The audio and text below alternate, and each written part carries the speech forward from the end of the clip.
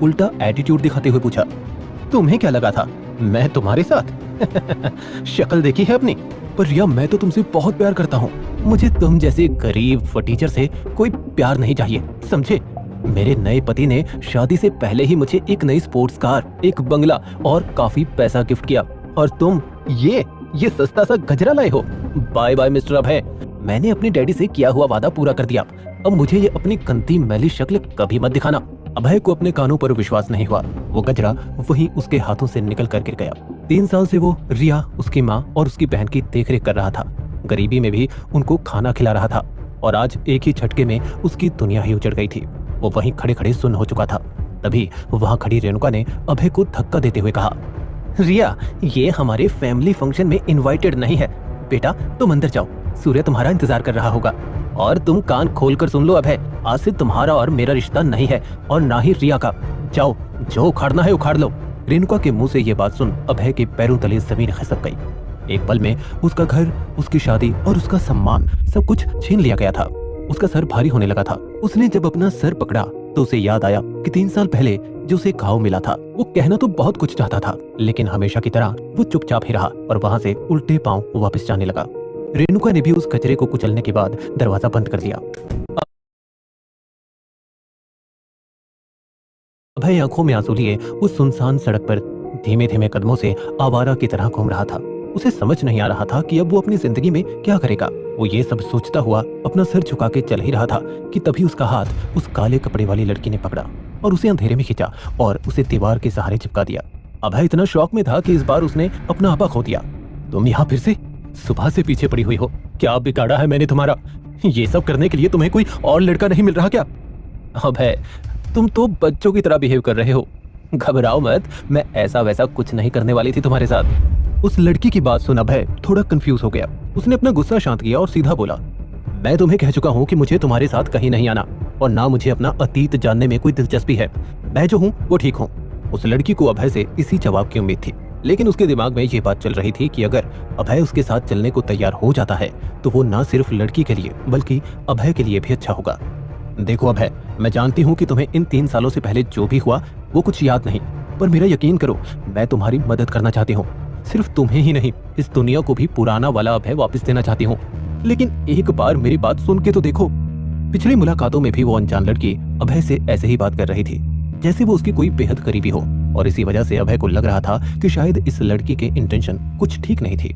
आज भी जो उसने किया, अभय उसको देखकर हक्का पक्का रह गया था। लेकिन आज उसकी मुलाकात इस लड़की से ऐसे हालातों में हुई थी कि उसका सब कुछ उजड़ चुका था। वो कहीं का नहीं रहा था। उसके मन में पहले ही दर्द की लहरें उठ रही थी। ऊपर से लड़की की बातों से भी उसका सर चकराने लगा और वो उस पर फट पड़ा। ये क्या बकवास लगा रखी है? पुराना अभय, पुराना अभय। मैं खुद नहीं जानना चाहता कि मैं कौन हूँ, कहाँ से आया हूँ, और भरोसे का तो नाम भी मत लेना। आज जो मेरे साथ हुआ है उसकी वजह से मुझे कुछ भी जानने में कोई दिलचस्पी नहीं है। मेरी पूरी जिंदगी एक झटके में खत्म हो गई। जिस इंसान को मैंने अपना सब कुछ दिया, जी तोड़ मेहनत की, भूखे प्यासे दिन गुजारे, आज उसी ने एक अमीरजादे के लिए मुझे छोड़ दिया। तुम मेरा दुख समझ नहीं सकती तो उसे और मत बढ़ाओ। मुझे माफ करो और अकेला छोड़ दो। मैं तुम्हारे आगे हाथ जोड़ता हूँ, चली जाओ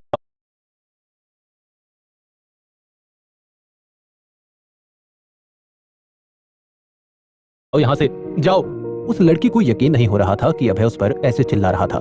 जिस अभय को वो जानती थी, वो उस पर चिल्लाना तो छोड़ो, कभी आंख भी नहीं दिखाता था।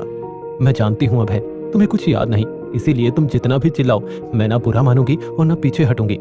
उस लड़की ने मन ही मन सोचा और फिर अभय को एक लाचारी भरी मुस्कुराहट दी और कहा, मैं जानती हूँ आज जो भी तुम्हारे साथ हुआ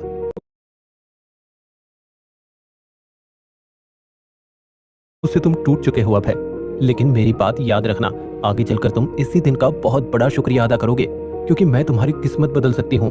अभी के लिए मैं चलती हूँ, फिर मुलाकात होगी। इतना कहकर वो लड़की वहां से निकल गई। अभय उसे अंधेरे में गायब होते देख रहा था। वो कौन थी, उसका नाम क्या था, इस बात की उसे कोई परवाह नहीं थी, क्योंकि उसका दिमाग तो सिर्फ एक ही बात पर अटका हुआ था। ये लड़की मेरी किस्मत कैसे बदल सकती है, और मेरी ही क्यों? आखिर हूँ कौन मैं? क्या हुआ था मेरे साथ इतने साल पहले? अगर ये सच बोल रही है तो ये क्यों मेरी मदद करना चाहती है? इन सब सवालों में खोया अभय उसी दिशा में देखते जा रहा था जिस दिशा में वो लड़की गई थी।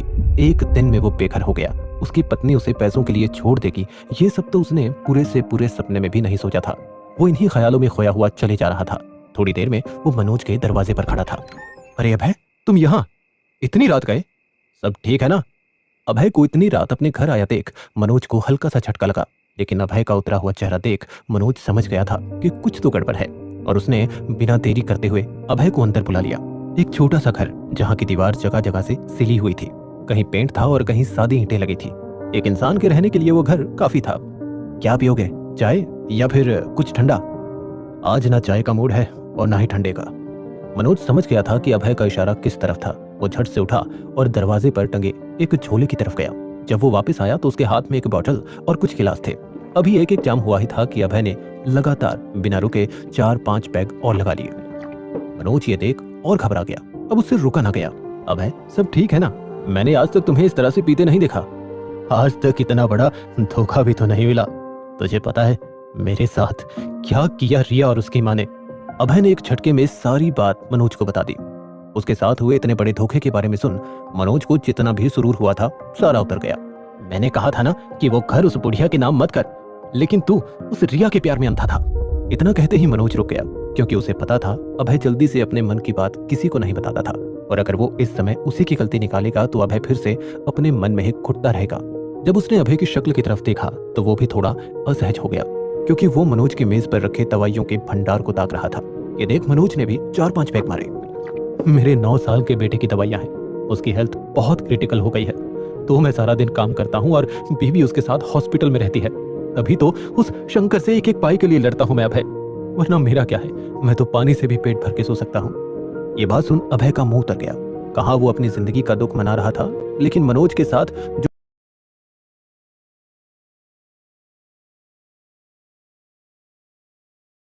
जो हो रहा था उसे सोच उसका दिल उदास हो गया। वो मन ही मन सोचने लगा कि काश उसके पास पैसे होते तो वो मनोज की मदद कर पाता। सच में गरीबी से बड़ा कोई श्राप नहीं हो सकता, अभय मन ही मन सोच रहा था। लेकिन माहौल को थोड़ा हल्का करने के लिए उसने मजाक में बोला, हम दोनों ही किस्मत के मारे हैं, इसी नाम पे ये आखिरी जाप। उन दोनों ने बैठे बैठे एक बोतल खत्म कर दी और वहीं सो गए। सुबह उठकर वो दोनों अपने काम पर पहुंचे। उस दिन अभय किसी योद्धा की तरह काम कर रहा था। उसका सुडौल शरीर, बड़ी बड़ी मसल्स, उनमें से उसकी नसें मानो फट के बाहर आने वाली हो। उसके अंदर इतना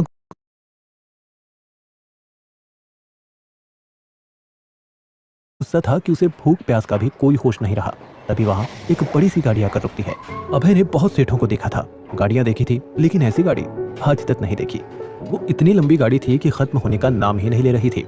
ये देख सारे मजदूर वहां का काम छोड़ बस उसी गाड़ी को देखे जा रहे थे।